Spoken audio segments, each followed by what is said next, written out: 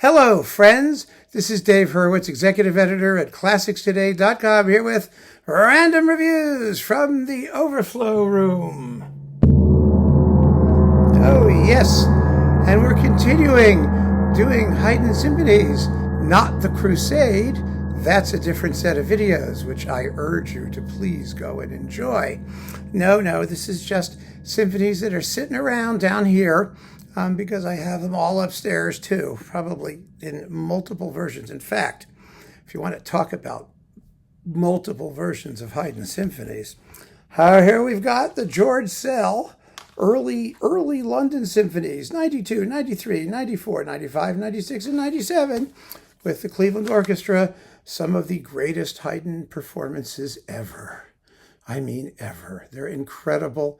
We all know them. We all love them. I've spoken about them maybe 150 times.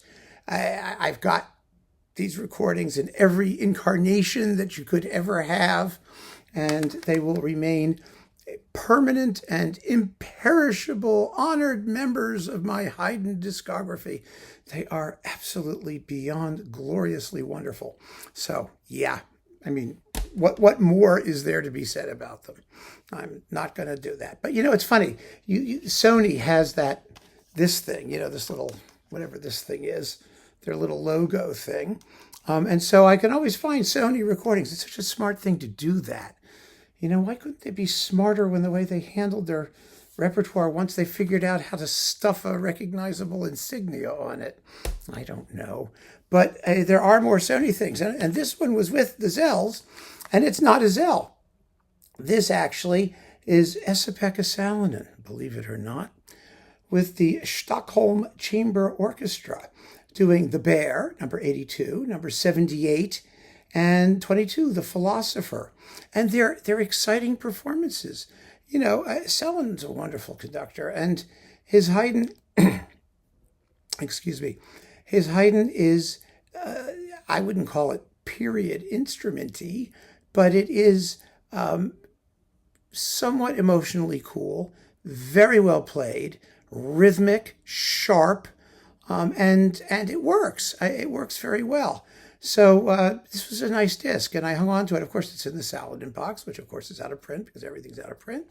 But yeah, it was a Haydn disc that was of unusual interest, containing interesting repertoire, an interesting selection of symphonies from a very unlikely source.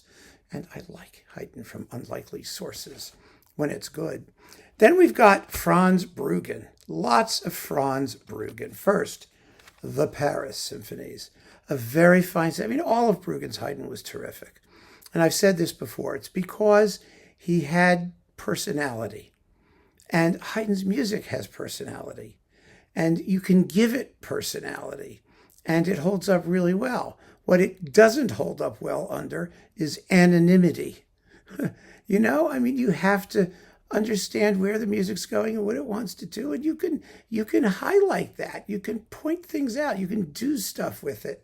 It's more romantic music in that sense than it is classical period music, if by that you mean a certain elegant rigidity. Which a lot of people sort of think means classical music, especially period instrument people. No. It demands character, and these performances have it. They're very, very well done. So another, by the way, the Paris symphonies have held up really, really well. There are lots of good versions of them, as I've said before, and this is a good one. My ultimate ones are still Harnoncourt on the one hand for period instruments and Bernstein for normal instruments, but there are just a lot of really good ones out there. And then, and this is wonderful, this is the 5 CD set of the Sturm and Drang symphonies, and they are fantastic.